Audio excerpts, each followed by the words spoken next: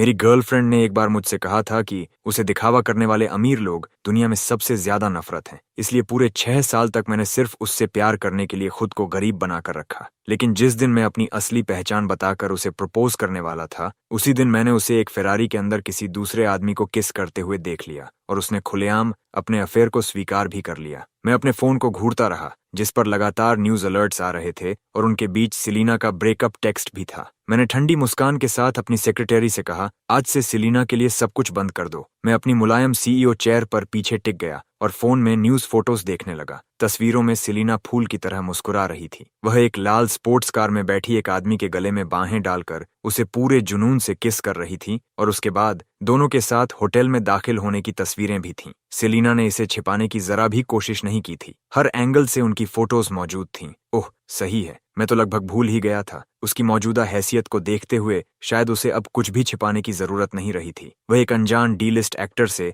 Entertainment industry का सबसे चर्चित राइजिंग स्टार बन चुका था और उसके करियर का हर कदम बिना किसी रुकावट के आगे बढ़ा था। चाहे इंडस्ट्री हो या ऑनलाइन बज़, हर जगह सब कुछ उसके पक्ष में था। लोग उसकी इमेज से प्यार करते थे और अब उसे दुनिया भर में मशहूर ब्रांड एबल की एंडोर्समेंट भी मिल चुकी थी। उसका करियर तेजी से ऊंचाइयों पर पहुंच रहा था। इस पूरे समय में किसी को भी यह अजीब नहीं लगा कि वह बस एक सामान्य म्यूचुअल रोमांस का आनंद ले रहा है, बल्कि लोग उसकी तारीफ करते थे कि वह प्यार के लिए सब कुछ दांव पर लगाने वाला आजाद मिजाज इंसान है। लेकिन किसी को यह नहीं पता था कि उसके सारे रिसोर्सेज और उसकी पूरी रेप्यूटेशन पर्दे के पीछे मैंने तैयार की थी। मुझे वह दिन याद आया जब मेरी पहली मुलाकात ब्रायन से हुई थी। वह रोते हुए कह रहा था कि वह एंटरटेनमेंट इंडस्ट्री के गंदे रूल्स और उन्हें बनाने वाले लोगों के आगे कभी नहीं झुकेगा। उसने कसम खाई थी कि वह साफ हाथों के साथ स्पॉटलाइट में खड़ा होगा। कितना हास्यास्पद है। मैं सचमुच उस समय उसकी बातों पर विश्वास कर बैठा था और इतने सालों तक उसका साथ देता रहा। अब जबकि उसे लगता है कि वह अपने दम पर खड़ा हो सकता है और वह मुझसे अलग होना चाहता है, तो ठीक है, जाने दो उसे। मैंने फोन नीचे रखा और सामने खड़ी सेक्रेटरी से कहा, सेलिना की सारी सपोर्ट बंद कर दो और उन डायरेक्टर्स को भी बता दो कि अब उन्हें मेरी खातिर उसे कास्ट करने की कोई जरूरत नहीं है। अब से सिर्फ सामान्य तरीके से कास्टिंग होगी। मिस्टर जो, मैं सब ठीक से संभाल लूंगा, आप निश्चिंत रहिए। सेक्रेटरी कई सालों से मेरे साथ काम कर रहा था। वह अच्छी तरह समझ गया कि मेरा मतलब क्या था। सेलिना को तो एंटरटेनमेंट इंडस्ट्री के यही गंदे रूल्स सबसे ज्यादा नफरत थे, लेकिन मैं ही वह इंसान था जिसने वे रूल्स बनाए थे। पहले मैं उसे उनसे बचाकर रखता था, लेकिन अब नहीं। मिस्टर जो, एक और बात, एबल ने फिर से इनविटेशन भेजा है। वे पूरी ईमानदारी से आपको अपने लॉन्च इवेंट में बुलाना चाहते हैं। चेयरमैन ने भी कहा है कि इस बार आपको जरूर आना होगा, नहीं तो वह खुद आपको लेने आ जाएंगे। इससे पहले एबल के हेड ऑफ ऑपरेशंस कई बार मुझे उनके लॉन्च इवेंट में आने का इनविटेशन भेज चुके थे, लेकिन मुझे पता था कि सेलिना भी वहां होगी। इसलिए मैं कभी नहीं चाहता था कि उसे पता चले कि वही इंडस्ट्री इनसाइडर जिससे वह सबसे ज्यादा नफरत करती थी, असल में मैं ही हूं। इसलिए मैं हर बार मना कर देता था। इसी वजह से मेरी अपनी कंपनी के चेयरमैन, जो मेरे पिता थे, कई बार मुझे फोन कर चुके थे। पिछले कई सालों में मैंने सिर्फ सेलिना की खातिर ऐसे न जाने कितने बड़े इवेंट्स छोड़ दिए थे कि इंडस्ट्री के लोग तक सोचने लगे थे कि जो कॉरपोरेशन का सीईओ शायद मंक बन गया है। तभी आखिरकार मेरी आंखें खुलीं। मैंने सोचा कि सेलिना पर मैंने कितना मैन पावर, कितने रिसोर्सेज और कितना टाइम बर्बाद किया है। इसीलिए मैंने अपनी सेक्रेटरी से कहा, एबल को रिप्लाई कर दो कि मैं आऊंगा और मेरे पिता को भी फोन कर देना। उनसे कहना कि नेथन वापस आ गया है और अब उन्हें कंपनी की चिंता करने की जरूरत नहीं है। अब वे बस आराम से अपनी रिटायरमेंट एंजॉय करें। जी, वेलकम बैक मिस्टर जो। सेक्रेटरी के चेहरे पर राहत भरी मुस्कान आ गई। फिर वह ऑफिस से बाहर चला गया और मैंने वे सस्ते कैजुअल क्लोथ्स उतार दिए जिन्हें मैं इतने सालों से पहन रहा था। आखिरकार मैंने अपने लंबे समय से अनदेखे हेयर भी ठीक से स्टाइल करवाए। अगले दिन तय समय पर मैं एबल लॉन्च इवेंट पहुंच गया। दुनिया के सबसे बड़े कॉस्मेटिक्स ब्रांड्स में से एक होने के कारण एबल का लॉन्च इवेंट शहर के सबसे आलीशान होटल में आयोजित किया गया था। उस दिन वहां मौजूद लगभग हर व्यक्ति कोई बड़ा सेलिब्रिटी या प्रभावशाली बिजनेस फिगर था। हर मीडिया आउटलेट के रिपोर्टर्स ने पूरे होटल को चारों तरफ से घेर रखा था। मेरी सेक्रेटरी ने कार होटल के बाहर रोकी और पूछा, मिस्टर जो, क्या मैं पहले से फोन करके प्रेस को हटवा दूं? मैंने कहा, जरूरत नहीं, मुझे इसकी आदत है। सेलिना के साथ बिताए उन सालों में मैंने खुद को एक साधारण इंसान की तरह गायब रहना सिखा दिया था। ये रिपोर्टर्स हमेशा बड़े बड़े सेलिब्रिटीज के पीछे भागते थे और मैं, जो कॉरपोरेशन का वह सीईओ जो कई सालों से पब्लिक आई से गायब था, उनके लिए किसी अनजान चेहरे से ज्यादा कुछ नहीं था। लेकिन मेरी सेक्रेटरी फिर भी चिंतित थी, इसलिए मैंने उसे कार पार्क करने भेज दिया और खुद सीधे होटल के अंदर की ओर बढ़ गया। जैसा मैंने सोचा था वैसा ही हुआ। रिपोर्टर्स रेड कार्पेट पर मौजूद बड़े नामों की कवरेज में इतने व्यस्त थे कि उन्होंने मेरी तरफ देखा तक नहीं। मैंने सिक्योरिटी को अपना इनविटेशन दिया ही था कि तभी मेरे पीछे अचानक समुद्र की लहर की तरह चीखों की एक जबरदस्त गूंज उठी। Selena, Selena, Selena! मैं उस शोर की तरफ मुड़ा और देखा कि सेलिना लाल फेरारी से बाहर उतर रही थी। उसकी बांह एक स्लिक हेयर्ड आदमी की बांह में फंसी हुई थी। आज वह खास तौर पर बेहद खूबसूरत लग रही थी। उसकी हर मुस्कान में जैसे कोई जादू छिपा हो। मैं तो लगभग भूल ही गया था कि उसकी प्राकृतिक खूबसूरती पहले से ही कमाल की थी और अब एबल के मेकअप के साथ वह वहां मौजूद हर दूसरी महिला से कहीं ज्यादा चमक रही थी। वह अनजान लड़की नहीं रही थी जिसे कभी ड्रिंकिंग टेबल्स पर इधर उधर धकेला जाता था। वह बड़ी सहजता से प्रेस और फैंस का अभिवादन कर रही थी। उसकी पतली गोरी बांह स्वाभाविक रूप से उस आदमी की बांह में लिपटी हुई थी। वह उसके पास ऐसे खड़ी थी जैसे कोई नन्ही चिड़िया अपने साथी के सहारे सिमटी हो। लेकिन जैसे ही उसकी नजर एंट्रेंस पर खड़े मुझ पर पड़ी, उसके चेहरे की मुस्कान उसी पल जम गई। उसके पास खड़े आदमी ने उसकी अचानक बदली हुई हालत देखी और उसकी नजर का पीछा करते हुए सीधे मेरी तरफ देखा। यह आदमी मेरे लिए पूरी तरह अनजान नहीं था। मेरी सेक्रेटरी पहले ही मुझे उसकी फोटो दिखा चुकी थी, लेकिन उस समय मैं सेलिना के बर्थडे की तैयारी में इतना व्यस्त था कि मैंने उस पर ज्यादा ध्यान नहीं दिया था। मुझे बिल्कुल उम्मीद नहीं थी कि उससे इस तरह आमने सामने मुलाकात होगी। सेलिना के उलझे और घबराए हुए चेहरे के विपरीत उसकी प्रतिक्रिया कहीं ज्यादा स्वाभाविक थी। उसने सेलिना का हाथ अपनी बांह से हटाया और उसे कसकर पकड़ लिया। फिर ऐसे अंदाज में मेरे सामने से गुजरा जैसे जानबूझकर मुझे चुनौती दे रहा हो। उसने दोनों इनविटेशन सिक्योरिटी गार्ड के हाथ में फेंकते हुए कहा, आज एबल का बड़ा इवेंट है, अपना काम ठीक से करना। किसी भी ऐसे वैसे अनजान आदमी को अंदर मत घुसने देना। इतना कहकर उसने मेरी तरफ उकसाने वाली मुस्कान फेंकी और सेलिना को लेकर अंदर चला गया। उसकी इस बचकानी हरकत पर मैंने बस हल्की सी मुस्कान दी। घमंडी और अपने आसपास किसी को कुछ न समझने वाला। एंटरटेनमेंट इंडस्ट्री में नए आने वाले ज्यादातर लोगों की यही बीमारी होती है। मैंने ऐसे न जाने कितने लोग देखे थे। उनके अंदर जाने के बाद मैं भी होटल लॉबी में दाखिल हुआ। साफ दिखाई दे रहा था कि इस बार एबल ने पैसों की बिल्कुल परवाह नहीं की थी। पूरे होटल की हर मंजिल ऊपर से नीचे तक सेलिना के विशाल पोस्टर्स से ढकी हुई थी। मैंने तो बस एक बार अपनी सेक्रेटरी से यूं ही कह दिया था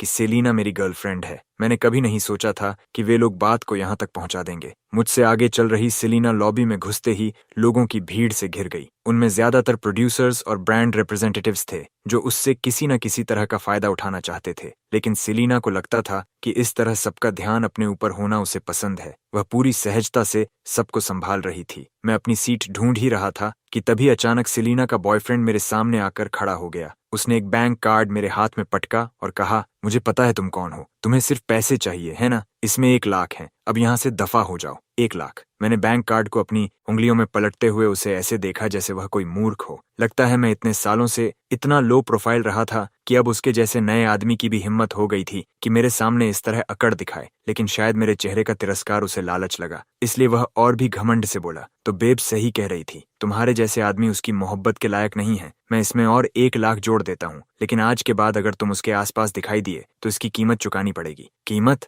मैंने उसकी तरफ व्यंग्य भरी नजर से देखा, जैसे किसी मसखरे को देख रहा हूँ। एंटरटेनमेंट इंडस्ट्री का एक मामूली नया आदमी मुझे कीमत चुकाने की धमकी दे रहा था। पूरी जिंदगी में किसी ने मुझे इस तरह धमकाने की हिम्मत नहीं की थी। उसने सचमुच मेरी दिलचस्पी जगा दी थी। वह घमंड से बोला, क्या तुमने जो कॉर्पोरेशन एंटरटेनमेंट डिवीजन का नाम सुना है? सुन लो, मैं बहुत जल्द उनके साथ कॉन्ट्रैक्ट साइन करने वाला हूँ। बेब ने बताया कि तुम बस कोई मामूली स्क्रिप्ट सुपरवाइजर हो। तुम्हें हटाने में मुझे सिर्फ एक फोन कॉल लगेगा। जो कॉर्पोरेशन एंटरटेनमेंट डिवीजन। ये नाम सुनते ही मैं लगभग हंस पड़ा। अरे, वह तो मेरी अपनी कंपनी थी। मैं उसे कब साइन करने वाला था? तभी मुझे याद आया कि कुछ दिन पहले सेक्रेटरी ने मुझे जिन फोटोज का एक ढेर दिखाया था वे सिर्फ नए कैंडिडेट्स की लिस्ट थी। वे सिर्फ कंसिडरेशन में थे। अंतिम फैसला हमेशा मेरा होता था। ये सोचकर ही हंसी आ रही थी कि उसने कंसिडरेशन को ही फाइनल सिलेक्शन समझ लिया था। सच ही कहा जाता है, अज्ञानता सबसे बड़ा सुख है। वह फिर बोला, अब तो डर गए होंगे। सच्चाई स्वीकार कर लो, तुम और बेब अब एक ही दुनिया के लोग नहीं रहे। चुपचाप यहाँ से चले जाओ। उसके चेहरे पर भरे घमंड और तिरस्कार को देखकर मेरे भीतर घृणा की लहर उठी। मैंने तुरंत अपना फोन निकाला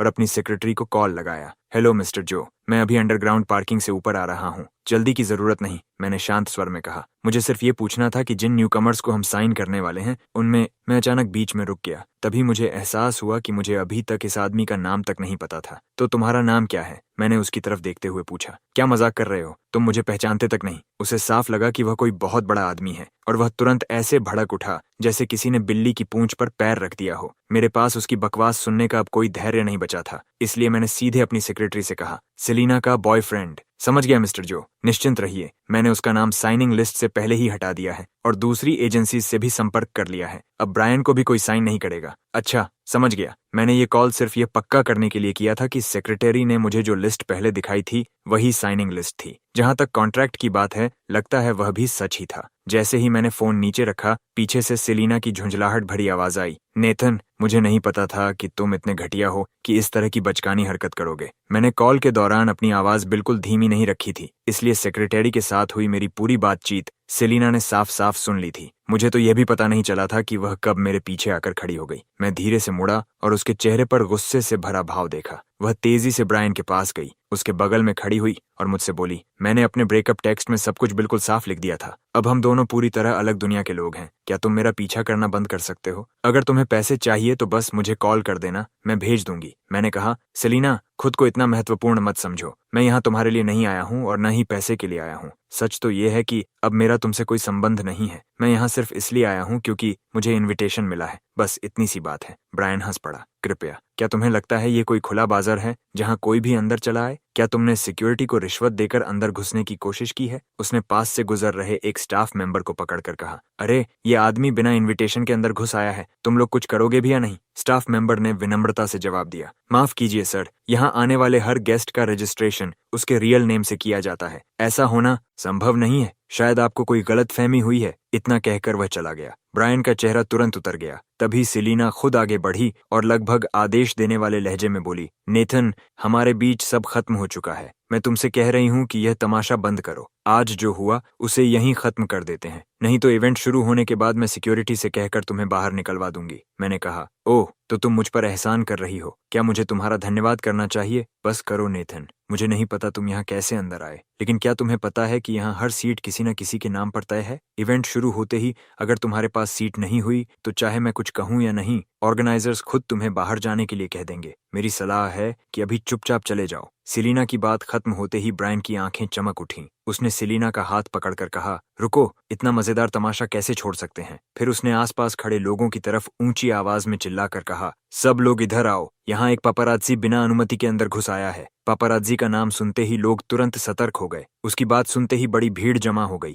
और स्वाभाविक रूप से मैं सबके गुस्से का निशाना बन गया। मैंने चारों तरफ नजर दौड़ाई। वहां मौजूद एक भी चेहरा मेरे लिए परिचित नहीं था, फिर भी वे सब मुझे घृणा से देख रहे थे। कुछ लोग तो मुझे गालियां तक देने लगे। सेलिना के चेहरे पर भी बेचैनी दिखाई देने लगी। उसने शायद नहीं सोचा था कि ब्रायन अचानक इतना बड़ा तमाशा खड़ा कर देगा, लेकिन उसे मेरी चिंता नहीं थी। उसे डर था कि कहीं मैं हमारे बीच हुई बात सबके सामने न बता दूं और उसकी बेइज्जती न हो जाए, क्योंकि उसकी नजर में मैं अब भी वही गरीब स्क्रिप्ट सुपरवाइजर था। इसलिए उसने भीड़ की तरफ देखकर कहा, सभी लोग, ये मेरे कुछ ज्यादा ही जुनूनी फैंस में से एक है। कृपया इसके साथ ज्यादा सख्ती मत कीजिए, इसे बस जाने दीजिए। फिर उसने मेरी तरफ मुड़कर धीमी आवाज में कहा, नेथन, बस चले जाओ। अगर बात और बढ़ गई तो तुम्हारे लिए अच्छा नहीं होगा। नेथन, ये नाम कुछ जाना पहचाना क्यों लग रहा है? सेलिना की आवाज धीमी थी, लेकिन पास खड़े एक आदमी ने फिर भी सुन लिया। उसने भौहें सिकोड़कर कुछ देर सोचा और फिर अचानक कहा, अरे याद आया, जो कॉरपोरेशन के सीईओ का नाम भी नेथन जो ही है ना? उसकी यह बात भीड़ के बीच ऐसे गिरी जैसे कोई बम फट गया हो। उसी पल सेलिना और ब्रायन दोनों ने अविश्वास से मेरी तरफ देखा, लेकिन मुझे नहीं लगा कि यहाँ कोई मुझे पहचान ले तो उसमें गर्व करने जैसी कोई बात है। मेरा चेहरा पूरे समय शांत रहा। उनकी प्रतिक्रियाओं का अब मुझ पर कोई असर नहीं था।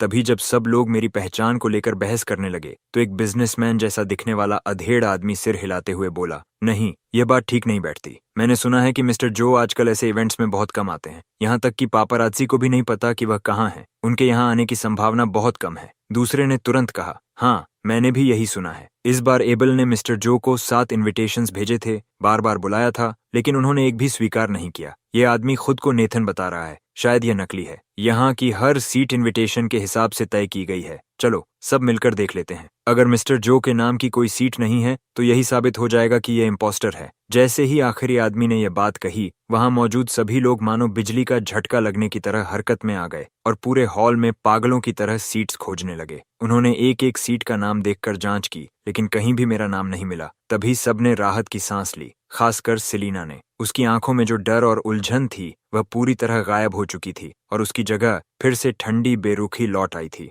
देखा, मैंने पहले ही कहा था कि मिस्टर जो बिना बॉडीगार्ड्स के कभी नहीं आएंगे, और खासकर अपने पर्सनल सेक्रेटरी मिस्टर वॉन्ग के बिना तो बिल्कुल नहीं। वह तो लगभग मिस्टर जो की परछाई हैं, कभी उनका साथ नहीं छोड़ते। अब सब पूरी तरह यकीन कर चुके थे कि मैं जो कॉरपोरेशन का सीईओ नहीं हूँ, इसलिए उनकी नजरों में मैं बस एक मामूली पापरात्सी था जिसे वे जैसे चाहें वैसे धक्का दे सकते थे। ब्रायन तो और भी आगे बढ़ गया। उसने ऊंची आवाज में सिक्योरिटी से मुझे बाहर निकालने की मांग कर दी। तभी जब नीचे की मंजिल पर हंगामा अपने चरम पर था, एक बेदाग सूट पहने हुए आदमी धीरे धीरे दूसरी मंजिल से नीचे उतरता दिखाई दिया। उसने नीचे हो रहे शोर को देखा, हल्का सा भौहें सिकोड़ लीं, फिर सीढ़ियों पर खड़े होकर ऊंची आवाज में कहा, शांत। उसकी आवाज सुनते ही वहां मौजूद हर व्यक्ति तुरंत उसकी तरफ मुड़ गया। जैसे ही लोगों ने सीढ़ियों पर खड़े उस आदमी को पहचाना, सबने एक साथ गहरी सांस ली और पूरा हॉल एकदम शांत हो गया। वहां सिर्फ मैं ही था जिसके चेहरे पर अब भी हल्की मुस्कान थी, मानो इस आदमी की मौजूदगी से मुझे जरा भी फर्क न पड़ता हो। जैसे ही वह सीढ़ियों से नीचे उतरा, ब्रायन और सेलिना तुरंत उसकी तरफ भागे। मिस्टर हुआंग, क्या नीचे का शोर आपको परेशान कर गया? सेलिना ने सावधानी से मुस्कुराते हुए उसके पीछे पीछे चलते हुए पूछा। यह आदमी और कोई नहीं बल्कि एबल का रीजनल डायरेक्टर और सेलिना का मौजूदा सहारा डायरेक्टर हुआंग था। लेकिन हुआंग ने उसकी तरफ देखा तक नहीं। उसने बस हल्की सी नाक सिकोड़कर कहा, मैं यहाँ मिस्टर जो के लिए आया हूँ, और हाँ, अब मुझे मिस्टर हुआंग मत कहना, आगे से डायरेक्टर हुआंग कहकर बुलाना। डायरेक्टर हुआंग, आप किस मिस्टर जो की बात कर रहे हैं? ब्रायन ने धीमी आवाज में पूछा, लेकिन हुआंग ने उसकी बात का कोई जवाब नहीं दिया। वह सीधे मेरी तरफ बढ़ गया। जैसे जैसे वह मेरे पास आता गया, मेरे आसपास खड़े सभी लोग अपने आप रास्ते से हटते चले गए। जब हुआंग मेरे सामने पहुंचा तो उसने गहरा सम्मान दिखाते हुए झुककर कहा, माफ कीजिए मिस्टर जो, ये मेरी गलती थी कि आपको इस तरह का शोर और परेशानी झेलनी पड़ी। हुआंग की इस अचानक की गई हरकत ने पूरे हॉल को स्तब्ध कर दिया। काफी देर तक कोई कुछ बोल ही नहीं पाया। आखिरकार ब्रायन को होश आया और वह भाग कर आगे आया। डायरेक्टर हुआंग, कहीं आपसे कोई गलती तो नहीं हो रही? ये तो बस एक स्क्रिप्ट सुपरवाइजर है। छटाक। ब्रायन की बात पूरी भी नहीं हुई थी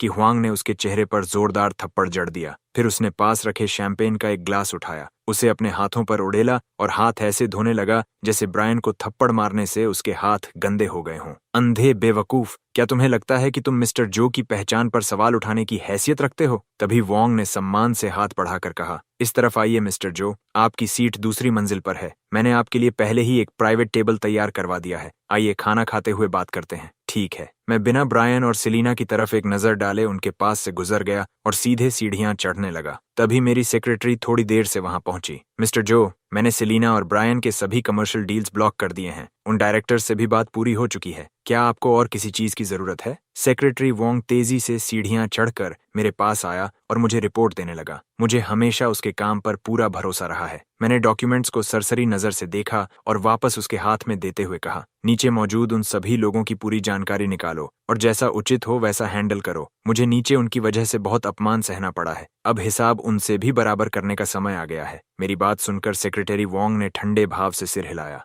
मैं समझ गया कि उसके दिमाग में पहले से ही पूरी योजना तैयार है। इस समय तक हुआंग के माथे पर पसीने की बूंदें दिखाई देने लगी थीं। उसकी पोजीशन भले ही ऊंची थी, लेकिन यह इस बात पर निर्भर करता था कि उसकी तुलना किससे की जाए। मेरे सामने एबल का रीजनल डायरेक्टर होना भी कोई बड़ी हैसियत नहीं रखता था। जैसे ही मैं दूसरी मंजिल पर पहुंचा, नीचे पूरी लॉबी में हड़कंप मच गया। किसी ने भी यह नहीं सोचा था कि मेरी असली पहचान सच निकलेगी। ब्रायन पछतावे से पागल हो उठा। उसका मन कर रहा था कि खुद को बार बार थप्पड़ मार ले, लेकिन अब बहुत देर हो चुकी थी। दूसरी तरफ सेलिना वहीं जड़ होकर खड़ी रह गई। वह बस खाली नजरों से देखती रही कि कैसे हुआंग पूरे सम्मान के साथ मुझे वीआईपी रूम तक लेकर जा रहा था। आखिरकार एबल की ब्रांड एम्बेसडर होने के बावजूद भी सेलिना की हैसियत इतनी नहीं थी कि वह हुआंग के साथ एक ही टेबल पर बैठ सके। ज्यादा देर नहीं हुई थी कि अचानक सेलिना का फोन बज उठा। कॉल उसकी मैनेजर का था। अब भी सदमे में खड़ी सेलिना ने फोन उठाकर कान से लगाया। अगले ही पल उसकी मैनेजर की गुस्से से भरी आवाज सुनाई दी,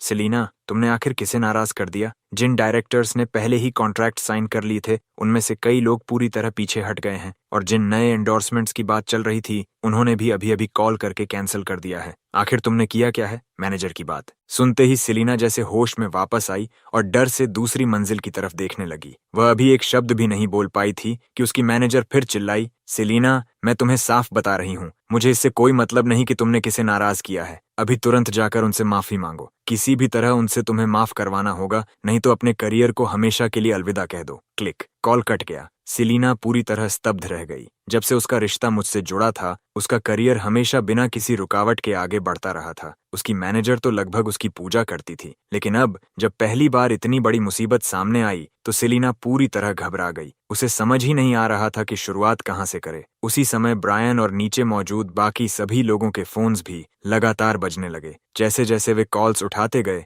उनके चेहरे पल भर में सफेद पड़ते गए। शायद यह उनकी जिंदगी के सबसे डरावने कॉल्स थे। ब्रायन ने जैसे ही फोन नीचे रखा, उसकी आंखों की सारी चमक गायब हो गई और उसकी जगह खालीपन और निराशा ने ले ली। जिन फिल्म्स पर उसे सबसे ज्यादा गर्व था, वे सब एक साथ रोक दी गई थीं। यहाँ तक कि जिस नई प्रोडक्शन में वह शामिल होने वाला था, वहां से भी उसे साफ बता दिया गया कि अब उसकी जरूरत नहीं है। इससे भी बड़ी बात, अब वह जो कॉरपोरेशन के साथ कॉन्ट्रैक्ट साइन करने का सपना भी भूल सकता था। एक ही झटके में उसका पूरा एंटरटेनमेंट करियर लगभग खत्म हो चुका था। उस दिन के बाद से वह इस इंडस्ट्री का हिस्सा नहीं रहा। दूसरी तरफ मैं हुआंग के साथ वीआईपी रूम में पहुंच चुका था। जैसा मैंने सोचा था, वहां पहले से ही एक शानदार बैंक्वेट टेबल सजाई गई थी, लेकिन जिसने मुझे सचमुच चौंका दिया वह यह था कि वहां पहले से ही कोई शांति से बैठा हुआ था। उसे देखते ही मैं ठिठक गया और अनायास मेरे मुंह से निकला, डैड, आप तो मालदीव्स में थे, अचानक वापस कैसे आ गए? वहां बैठे हुए इंसान और कोई नहीं बल्कि पूरी जो कॉरपोरेशन के सबसे बड़े अधिकारी और मेरे पिता चेयरमैन जो थे। जब से मैंने कंपनी संभाली थी, तब से उन्होंने रिटायरमेंट लेकर मालदीव्स में रहना शुरू कर दिया था। मैं हर साल समय निकालकर उनसे मिलने जाता था, लेकिन सेलिना के साथ रिलेशनशिप में आने के बाद मैं कई वर्षों से उनसे मिलने नहीं गया था। मुझे बिल्कुल उम्मीद नहीं थी कि वह खुद वापस आ जाएंगे। उन्होंने हल्की सी नाक से आवाज निकाली और बोले, अगर मैं वापस आकर तुम्हारी हालत न देखता तो तुम पूरी कंपनी का कबाड़ा कर चुके होते। फिर उन्होंने हाथ से इशारा किया और मुझे अपने पास बैठने को कहा। हुआंग और मेरी सेक्रेटरी दोनों समझदार थे। वे तुरंत एक तरफ हट गए और हमारे पिता पुत्र की बातचीत में दखल देने की हिम्मत नहीं की। नेथन, मैंने सब कुछ सुन लिया है। एक औरत की वजह से कंपनी की परफॉर्मेंस को प्रभावित होने देना ये बिल्कुल तुम्हारे जैसा नहीं है। और सबसे हास्यास्पद बात यह है कि आखिर में उसी औरत ने तुम्हें छोड़ भी दिया। अगर यह बात बाहर फैल गई तो तुम्हें अंदाजा है हमारी कंपनी की रेप्यूटेशन को कितना नुकसान होगा? मैंने सिर झुकाकर कहा, मुझे पता है डैड, मैं पहले ही इसे ठीक करने में लग गया हूँ। मैं मानता हूँ कि कुछ समय के लिए मैंने अपना संतुलन खो दिया था। अगर सेक्रेटरी वांग इतनी मेहनत से कंपनी को मैनेज न कर रहे होते तो आज परफॉर्मेंस इससे कहीं ज्यादा खराब होती। लेकिन अब जबकि मुझे अपनी गलती का एहसास हो गया है, तो इस छोटे से नुकसान की भरपाई अभी भी की जा सकती है। मेरे पिता ने फिर नाक से आवाज निकाली और बोले, सिर्फ नुकसान की भरपाई करने से क्या होगा? मैं इस बार वापस तुम्हारे भविष्य का फैसला हमेशा के लिए करने आया हूँ, ताकि आगे कभी कोई तुम्हारी भावनाओं का फायदा न उठा सके। मैंने जानबूझकर हैरानी दिखाते हुए कहा, रुकिए, सच में जो कॉरपोरेशन के सीईओ की भी अरेंज्ड मैरिज होगी? मैं अच्छी तरह जानता था कि मेरे पिता मुझे किसी भी लड़की से यूं ही शादी करने के लिए मजबूर नहीं करेंगे, लेकिन वह भी जानते थे कि मैं भी हर फैसला आंख बंद करके मान लेने वालों में से नहीं हूं। तभी वीआईपी रूम के अंदर लगे स्क्रीन के पीछे से एक मीठी आवाज सुनाई दी, नेथन, अगर वह लड़की मैं हूं तब भी क्या तुम्हें मंजूर होगा? जैसे ही वह आवाज मेरे कानों में पड़ी, मेरे पूरे शरीर में अनायास सिहरन दौड़ गई। मैंने उसी पल उस आवाज को पहचान लिया। विवियन, अगर मेरी जिंदगी में कोई एक इंसान था जिससे मैं सबसे ज्यादा डरता था, तो वह निस्संदेह विवियन ही थी। लू कॉरपोरेशन, जो विवियन का परिवार चलाता था, कई सालों से हमारी कंपनी की सिस्टर कंपनी थी। विवियन और मैं लगभग बचपन से साथ बड़े हुए थे, लेकिन वह हमेशा मुझसे कहीं ज्यादा शरारती थी और मस्ती करने के मामले में तो मुझसे कई गुना आगे। यही वजह थी कि आखिरकार उसके पिता ने उसे पढ़ाई के लिए विदेश भेज दिया था। मैंने कभी नहीं सोचा था कि वह भी वापस आ चुकी होगी। जैसे ही उसकी बात खत्म हुई, विवियन सचमुच स्क्रीन के पीछे से बाहर निकलकर मेरे सामने आ गई। जैसे ही मैंने उसे देखा, मैं वहीं का वहीं स्तब्ध रह गया। मेरी यादों में वह अब भी वही दुबली पतली, धूप में तपी हुई लड़की थी, जिसकी 2 चोटियां होती थीं और जो मुझे जमीन पर दबाकर पीट दिया करती थी। मैंने कभी नहीं सोचा था कि सिर्फ कुछ सालों की जुदाई के बाद वह इतनी खूबसूरत और शालीन युवती बन जाएगी। मैं अनायास ही उसे देखता रह गया, जिससे उसके गाल तुरंत लाल हो गए। वह जल्दी से मेरे पिता के पास भागी और उनकी बांह पकड़कर उनके कंधे से लिपट गई। अंकल जो, लगता है नेथन आपकी बात नहीं मान रहा। उसकी इतनी हिम्मत नहीं। मेरे पिता ने मेज पर हाथ मारा और गुस्सा होने ही वाले थे। विवियन ने तुरंत उनके कंधे दबाकर उन्हें शांत किया, फिर मेरी तरफ देखकर मुस्कुराते हुए बोली,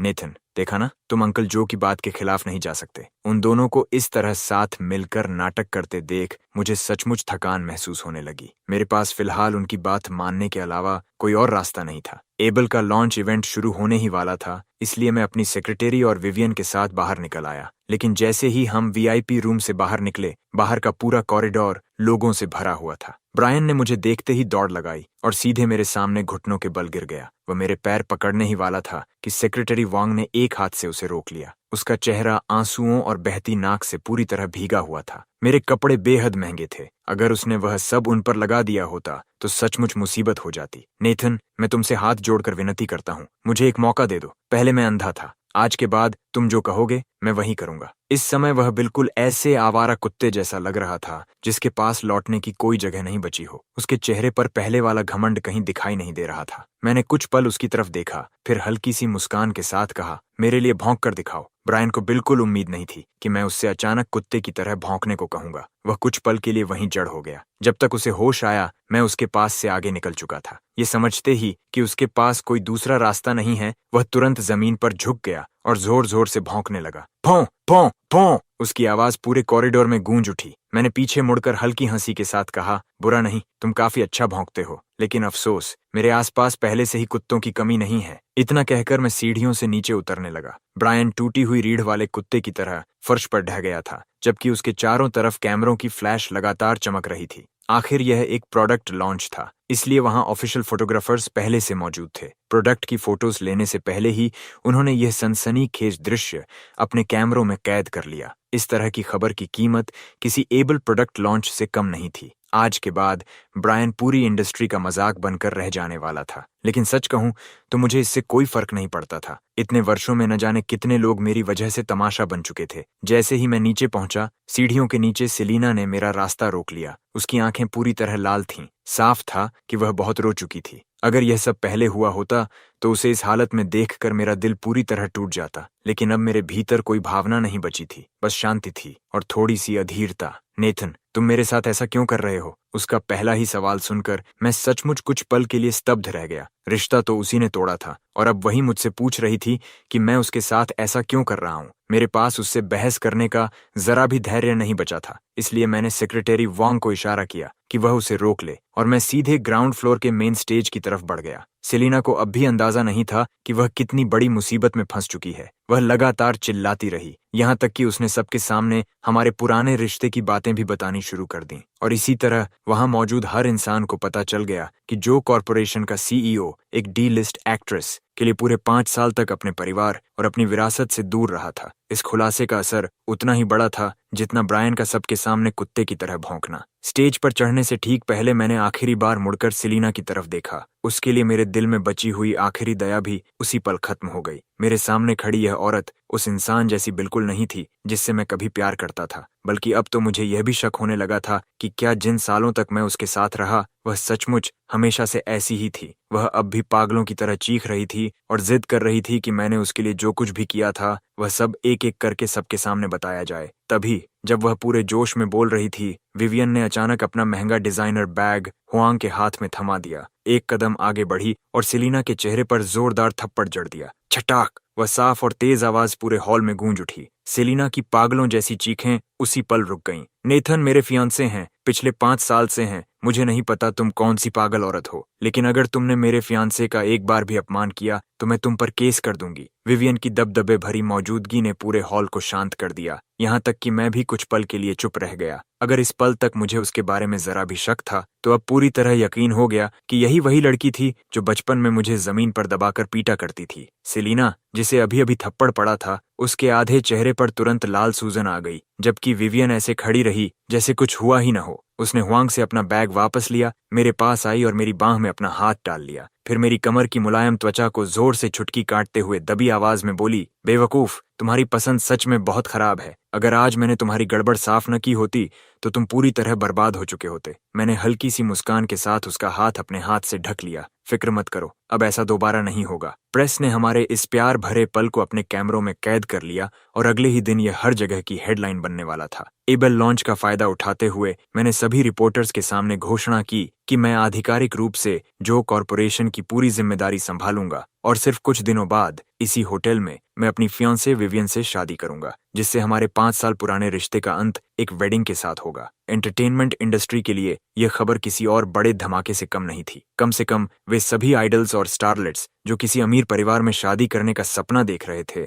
अब वह सपना छोड़ सकते थे। लॉन्च के दौरान विवियन भी स्टेज पर आई और उसने हमारे प्यार की एक घड़ी हुई कहानी सुनाई, जो मानना पड़ेगा कि सचमुच बेहद भावुक थी। लेकिन सिर्फ हम दोनों जानते थे कि उसमें से एक भी बात सच नहीं थी। फिर भी जब नतीजा अच्छा हो तो इससे क्या फर्क पड़ता है। Ladies and gentleman, miss Selina के हालिया व्यवहार को देखते हुए हम उनके साथ अपनी पार्टनरशिप समाप्त कर रहे हैं। हमारी नई ब्रांड एम्बेसडर होंगी मिस विवियन लू। वांग ने हाथ उठाकर घोषणा की और विवियन मुस्कुराते हुए स्टेज पर चली गई। उसने पूरी सहजता और आत्मविश्वास के साथ प्रेस को संबोधित किया। दूसरी तरफ सेलिना एक फेंकी हुई गुड़िया की तरह फर्श पर बैठी थी, जैसे उसके मालिक ने उसे बेकार समझकर छोड़ दिया हो। उसकी आंखों में सिर्फ राख जैसी बुझी हुई निराशा बची थी। विवियन के बोलने के दौरान एबल के स्टाफ ने तुरंत सेलिना के सभी पोस्टर्स उतार दिए और उनकी जगह विवियन की तस्वीरें लगा दी। सेलिना के उतारे गए पोस्टर्स को लापरवाही से होटल के एक कोने में फेंक दिया गया, बिल्कुल सेलिना की तरह, जो इस समय वहां बैठी हुई खुद भी बेकार और छोड़ी हुई लग रही थी। मुझे लगा था कि इसके बाद सेलिना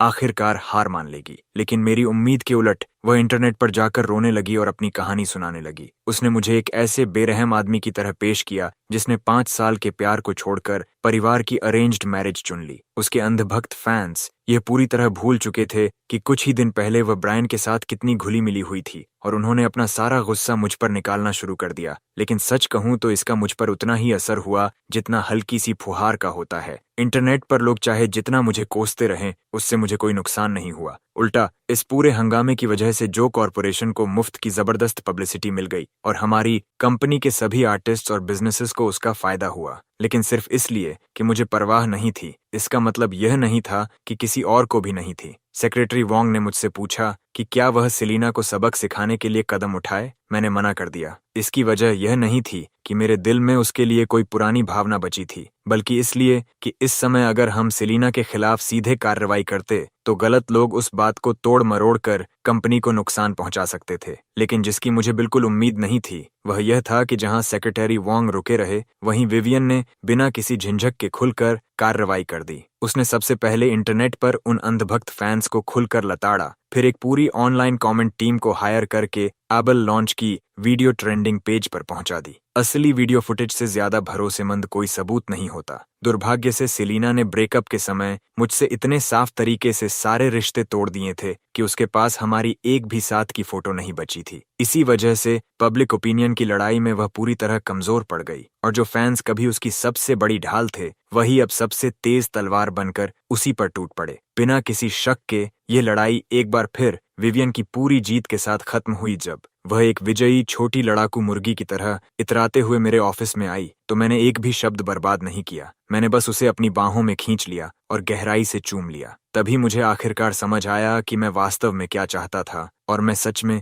किससे प्यार करता था। विवियन को मेरे लिए यह सब करने की कोई जरूरत नहीं थी, फिर भी उसने मेरी खातिर इतना बड़ा तूफान खड़ा कर दिया, यहाँ तक कि लू कॉरपोरेशन की उत्तराधिकारी और जो कॉरपोरेशन के भावी सीईओ की होने वाली पत्नी के रूप में अपनी पहचान का इस्तेमाल करके भी उसने सार्वजनिक रूप से मेरा साथ दिया। अगर मैं ऐसी लड़की से पूरे दिल से प्यार न करता तो सच में मैं मूर्ख होता। विवियन मेरी इस अचानक हरकत से पूरी तरह चौंक गई। कुछ पल के लिए वह मेरी बाहों में जड़ होकर रह गई, लेकिन अगले ही पल पूरी तरह उस एहसास में खो गई और हर पल का आनंद लेने लगी। चलो शादी कर लेते हैं। काफी देर बाद जब हम एक दूसरे से अलग हुए हाँफते हुए, मैंने आखिरकार उससे यह बात कही। उसके गाल हल्के गुलाबी हो गए और उसने बिना कुछ कहे शर्माते हुए धीरे से सिर हिला दिया। दोनों परिवारों के साथ मिलकर सारी तैयारियां हुईं और तय समय पर उसी होटल में हमारी शादी संपन्न हुई। चूंकि विवियन के पिता की कोई दूसरी संतान नहीं थी, इसलिए हमारी शादी का मतलब था कि लू कॉरपोरेशन आधिकारिक रूप से जो कॉरपोरेशन में विलय हो जाएगी। दोनों कंपनीज की संयुक्त ताकत के साथ पूरे क्षेत्र की एंटरटेनमेंट इंडस्ट्री पर प्रभुत्व जमाना बिल्कुल भी मुश्किल नहीं था और मेरे द्वारा पर्दे के पीछे किए गए कई इंतजामों की बदौलत विवियन बहुत जल्दी